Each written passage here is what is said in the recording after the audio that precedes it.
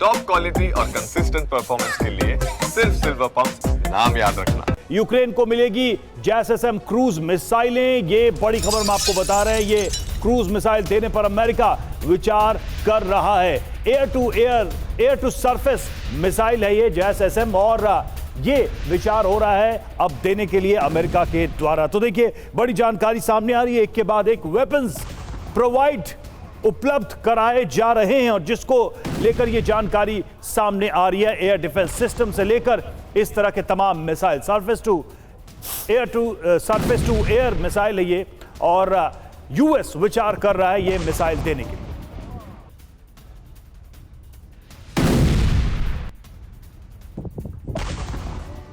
तो यूक्रेन को विध्वंसक मिसाइल देगा यूएस। अब देखिए, ये जो मिसाइल है इसकी खासियत क्या है ये भी देखिए।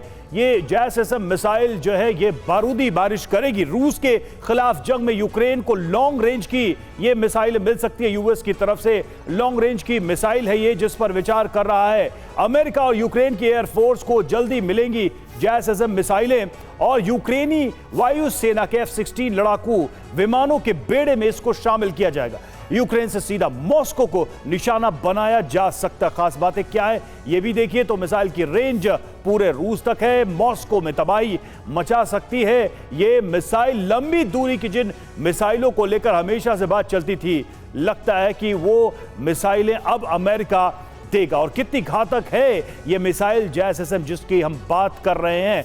तो JASSM ER missile joint air to surface stand off missile है, जिसकी रेंज के बारे में आपको बताया कि 370 किलोमीटर से लेकर 1000 किलोमीटर तक की रेंज है। यही वजह है कि कहा जा रहा है कि मॉस्को भी इसकी जद में होगा। वॉरहेड की बात करें, 450 किलो वॉरहेड ले जाने में सक्षम है।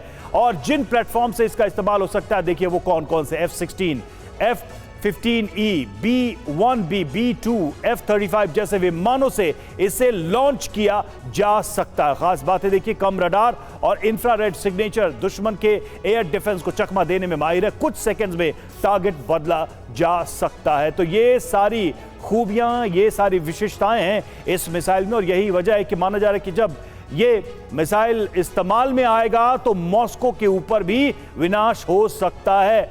और पांडे सर, जिस तरीके से एक बड़ी बहस चली थी लॉन्ग रेंज की मिसाइलों को लेकर, और ये हमेशा से कहा गया कि भाई लॉन्ग रेंज की मिसाइलों के इस्तेमाल की परमिशन नहीं होगी, ये नहीं मिलेगा। अमेरिका ने हमेशा विरोध किया, यूरोप की तरफ से विरोध हुआ, लेकिन अब तो लगता है कि हर तरह की मिसाइलों से इक्विप करने की कोशिश यूक्रेन को की जा रही है। ये जो मिसाइल हम बता रहे हैं, अगर ये मिलता है यूक्रेन को तो किस तरह की तबाही यूक्रेन रूस के खिलाफ मचा सकता है, आप कैसे देखेंगे इसे? देखिए, निश्चित रूप से जो आप कह रहे हैं कि शुरू में जो अमेरिकी नीति थी उसमें पैराडाइम शिफ्ट आया है। पहले नीति थी अमेरिका की कि जो भी हम सपोर्ट करेंगे वो विद इन यूक्रेन की टेरिटरी में ही इस्तेमाल हो और वो बाहर ना जाए, ताकि वो युद्ध जो है और ना बढ़े।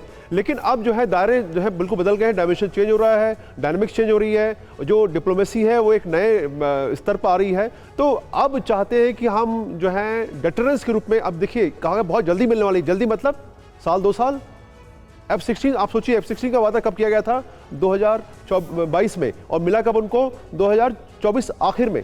तो ये जो इतने सारे सिस्टम है, और अगर आपको ध्यान हो तो ट्रंप ने साफ कहा था कि हमें पेट्रियट मिसाइल हम नहीं दे सकते। क्यों नहीं दे सकते? क्योंकि उनको इजराइल को देना है ईरान के खिलाफ अपनी तैयारी को जारी रखने के लिए। तो अभी निश्चित जो खबरें आई हैं पिछले 2 हफ्ते पहले कि पेट्रियट मिसाइल की जो प्रोडक्शन है वो बढ़ाया जा रहा है, ऐसे सेम जो है JASSM मिसाइल्स की बात है उसका प्रोडक्शन बढ़ाएंगे और तब दिया जाएगा। तो मुझे नहीं लगता कि ये इस वर्ष उनको ये कुछ भी इनको मिल पाएगा, नंबर 1। नंबर 2, जो JASSM की बात की जा रही है, प्रैक्टिकली ये मिसाइल यूज हो पाएगी नहीं हो पाएगी, इस पर बहुत बड़ा प्रश्न चिन्ह है। क्योंकि जिस प्रकार से रशिया ने अपनी एयर सुपीरियरिटी को मेंटेन किया हुआ है अपने पूरे क्षेत्र पर, निश्चित रूप से ड्रोन ने उनके ऊपर उनको अचंभित किया है। लेकिन JASSM तभी लॉन्च हो पाएंगे जब F-16 स्वच्छंद होकर अमेरिकी रशियन क्षेत्र की तरफ जाएंगे।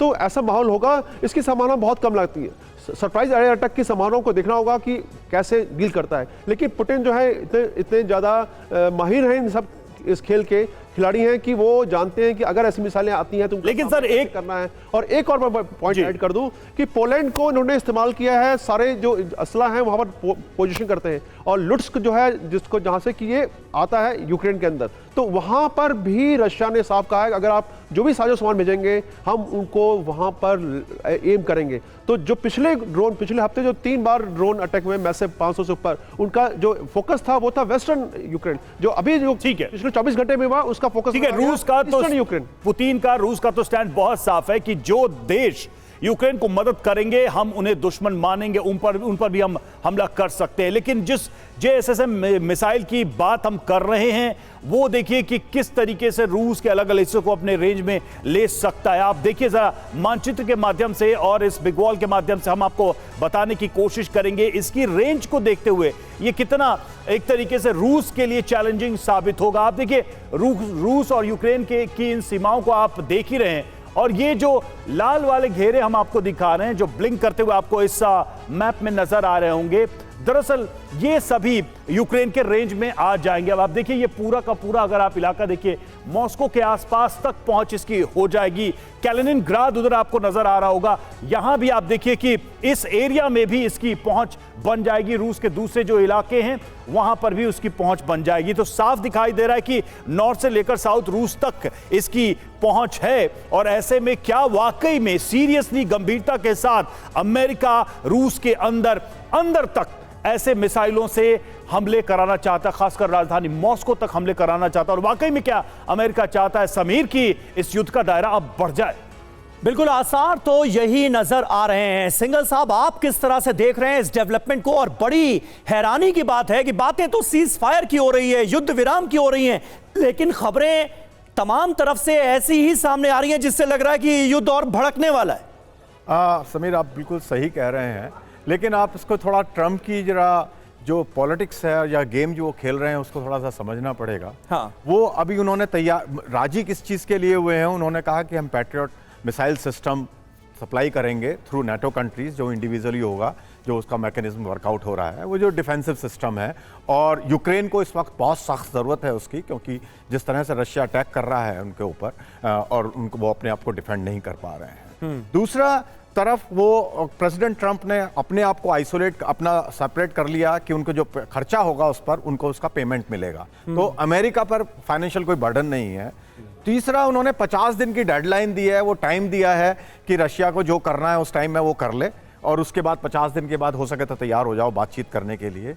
चौथी बात यह है और इसके साथ में एक और भी बात है कि वो उम्मीद कर रहे हैं, क्योंकि वो 100% टैरिफ की बात कर रहे हैं, सेकेंडरी ड्यूटीज लगा के, जिसमें चाइना, रशिया और इंडिया अफेक्ट होंगे, भारत और चाइना जो अफेक्ट होंगे। तो उनको एक ये भी उम्मीद है कि शायद ये देश जो है जो इनके ऊपर सेकेंडरी ड्यूटी का चांस है वो रशिया को परसुएट करें, उनसे बात करें कि भाई आप अब बहुत हो गया, अब इसकी लड़ाई को आप बंद करिए। तो एक तरीके से प्रेशर बिल्डअप हो।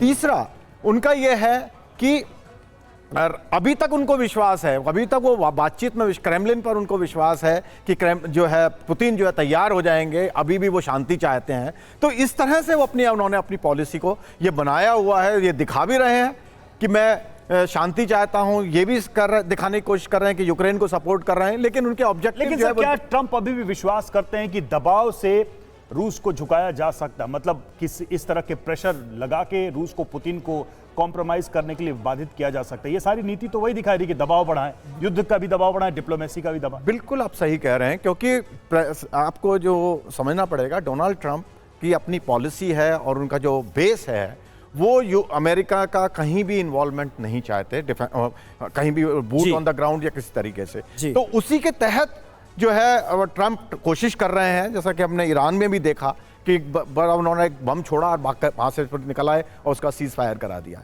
यहां भी वो यही कोशिश कर रहे हैं कि बिना इन्वॉल्वमेंट के, बिना कोई खर्चे के वो जवानी। सही बात है, और इसमें और इस कोशिश में तो वो बहुत हद तक कामयाब भी रहे हैं, ये साफ तौर पर कहा जा सकता है।